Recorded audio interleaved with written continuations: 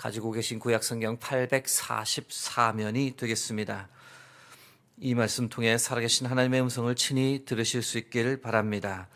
허락하신 말씀 교독하겠습니다. 나의 하나님이여 나의 원수에게서 나를 건지시고 일어나 치려는 자에게서 나를 높이 드소서. 악을 행하는 자에게서 나를 건지시고 피 흘리기를 즐기는 자에게서 나를 구원하소서. 그들이 나의 생명을 해하려고 엎드려 기다리고 강한 자들이 모여 나를 치려 하오니 여호와여 이는 나의 잘못으로 말미암음이 아니요 나의 죄로 말미암음도 아니로소이다.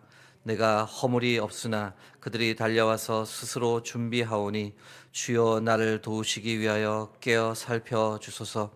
주님은 만군의 하나님 여호와 이스라엘의 하나님이시오니 일어나 모든 나라들을 벌하소서. 악을 행하는 모든 자들에게 은혜를 베풀지 마소서. 셀라.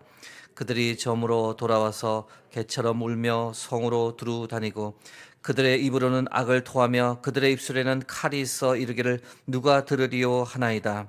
여호와여 주께서 그들을 비웃으시며 모든 나라들을 조롱하시리이다.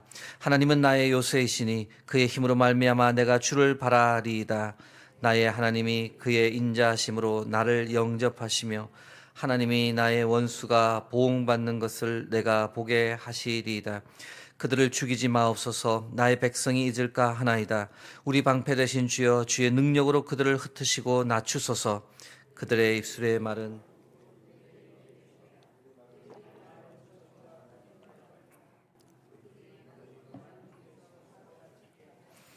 진노하심으로 소멸하시되 없어지기까지 소멸하사 하나님이 야곱 중에서 다스리심을 땅끝까지 알게 하소서. 셀라.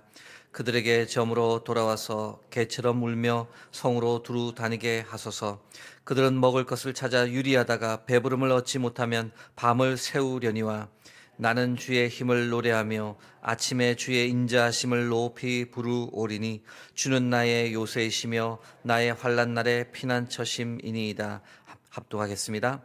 나의 힘이시여 내가 주께 찬송하오리니 하나님은 나의 요새이시며 나를 긍휼히 여기시는 하나님이심이니이다.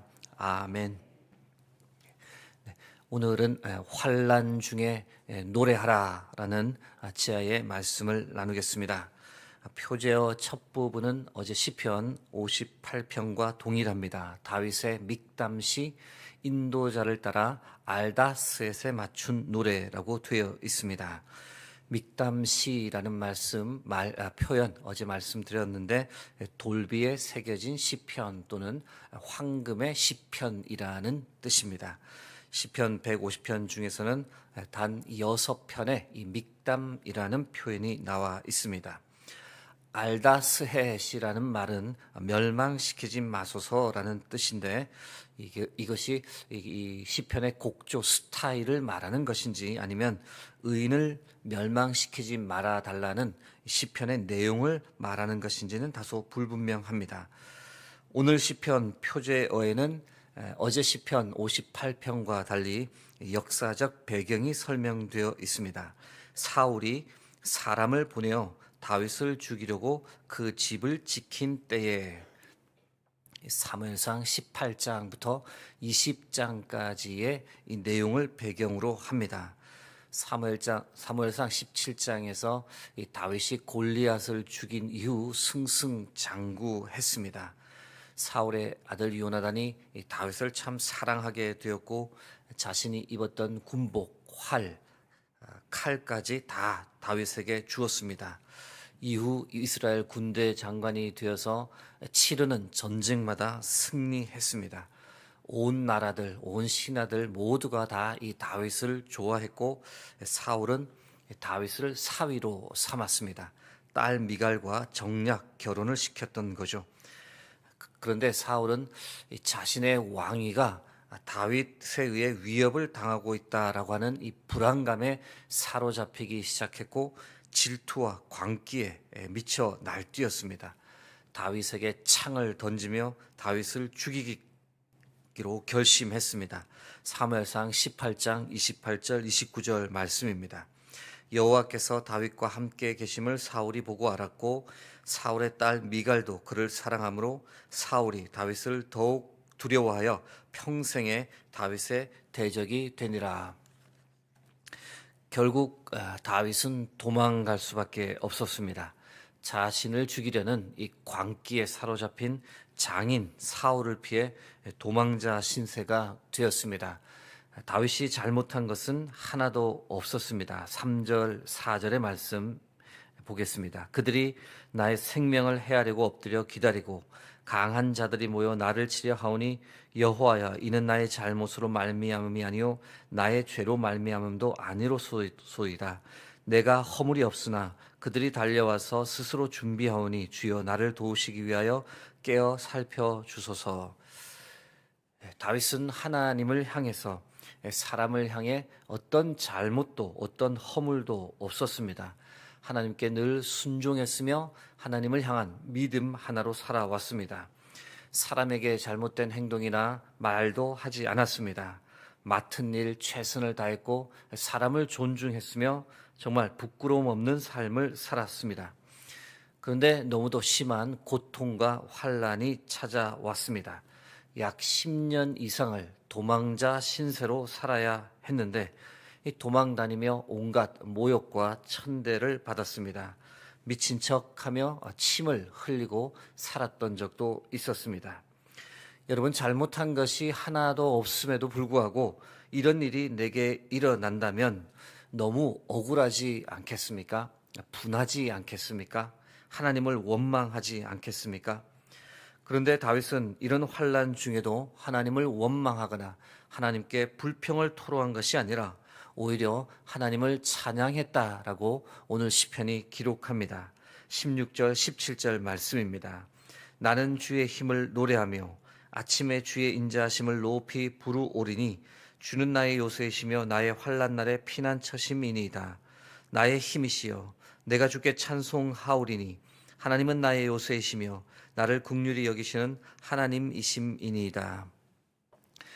도망자의 삶 속에서 하나님께 찬양을 드렸습니다. 수금을 꺼내어 아침마다 하나님께 감사했습니다. 오늘도 비록 도망자의 삶이지만 하루를 주셔서 감사하다고, 호흡을 주셔서 고맙다고 하나님께 찬양 드렸습니다. 하나님, 이런 환난이 내게 닥쳤지만 그러나 하나님은 언제나 나의 반석이시요 산성이시요 나의 요새시며 나의 힘이십니다 라고 하나님을 높였습니다. 참 대단한 믿음의 사람입니다. 어떻게 이것이 가능했을까요? 어떻게 환난 중에도 불평이나 원망보다는 찬양을 드리며 살 수 있었을까요? 다윗이 환난 중에도 노래할 수 있었던 이유 몇 가지를 나누며 다윗의 삶을 우리의 삶에 한번 적용해 보고자 합니다. 환난 중에 노래할 수 있었던 이유, 첫 번째는 하나님께서 나의 하나님이시기 때문입니다. 1절, 2절 말씀 다시 읽어드립니다. 나의 하나님이여, 나의 원수에게서 나를 건지시고 일어나 치려는 자에게서 나를 높이 드소서. 악을 행하는 자에게서 나를 건지시고 피 흘리기를 즐기는 자에게서 나를 구원하소서. 사랑하는 성도 여러분, 하나님을 나의 하나님으로 고백할 수 있는 사람은 어떤 환난과 고난에도 결코 두려워하지 않는 줄 믿으시기 바랍니다. 하나님을 나의 하나님으로 고백하는 사람, 어떤 사람일까요? 하나님께서 나와 함께 하심을 믿는 사람입니다. 하나님께서 나를 붙잡아 주시고 도와주시고 힘 주시는 분임을 믿는 사람입니다. 하나님 나의 산성이시요 반석이시요 요새이심을 믿는 사람이기 때문에 고난과 어려움이 아무리 찾아온다 할지라도 그 뒤에는 하나님의 선한 뜻이 있음을 믿음으로 고백하는 사람입니다. 그래서 어떤 환난이나 고난이 와도 어떤 적이 온다 하더라도 결코 두려워하지 않는 겁니다. 성경에 나오는 많은 신앙의 선배들은 하나님을 나의 하나님으로 만난 사람들입니다. 창조주 하나님을 어떻게 나의 하나님으로 고백하게 되었는지에 대한 간증을 다 모아놓은 것이 성경이라고 말씀드려도 과언이 아닙니다. 하나님을 나의 하나님으로 만나는 그 순간부터 우리는 어떤 상황 속에서도 하나님을 찬양할 수 있게 됩니다. 사랑하는 성도 여러분, 하나님을 반드시 나의 하나님으로 만나고 체험하고 고백하는 은혜가 우리 모두에게 충만히 넘치길 주의 이름으로 축복합니다. 환난 중에 노래할 수 있는 이유, 두 번째는 환난을 통해 하나님께서 나를 연단하시기 때문입니다. 오늘 시편은 아니지만 다윗의 시편 중 시편 26편 1절 2절 말씀 읽어 드립니다.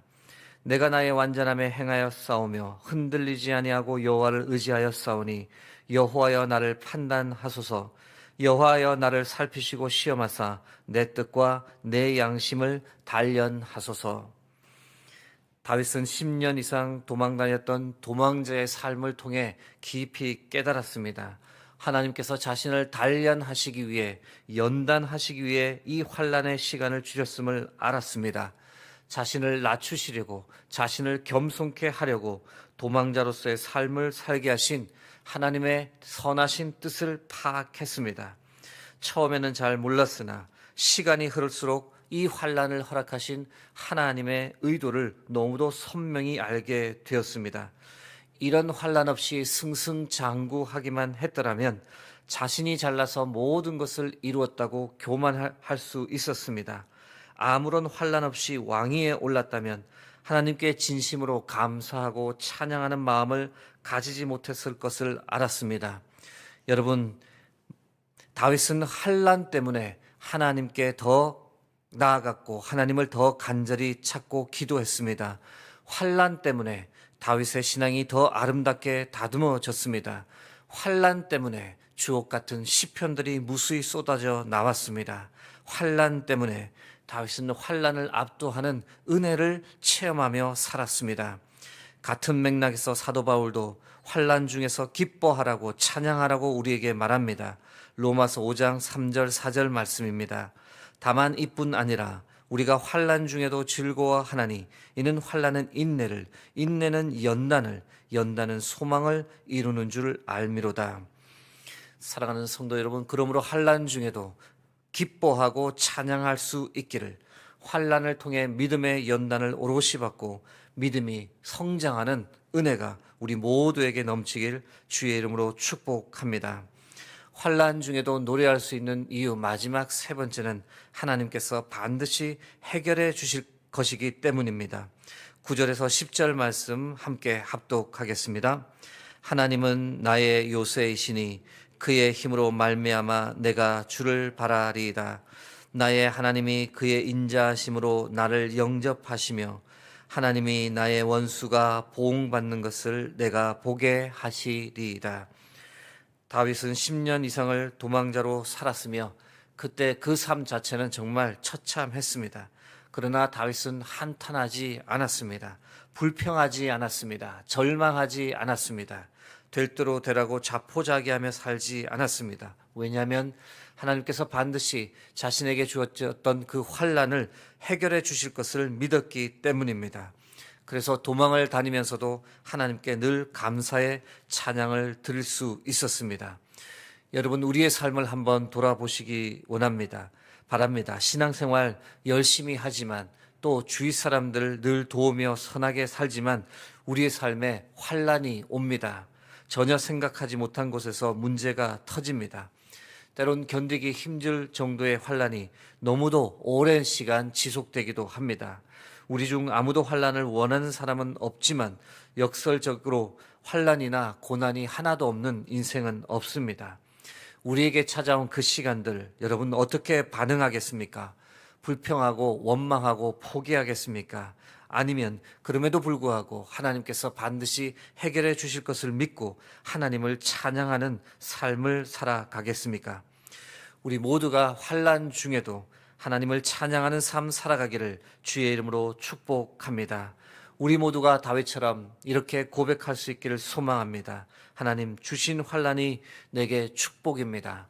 이것 때문에 하나님을 더 찾고 하나님께 더 기도하고 하나님을 더 간구합니다. 이것 때문에 내 신앙이 더 단련되고 연단됩니다.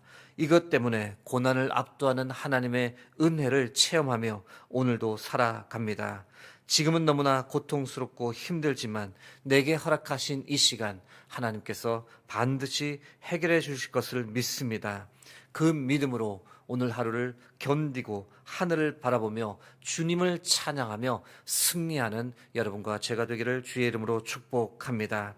하박국 3장 17절에서 18절 말씀 함께 합독하고 기도하겠습니다.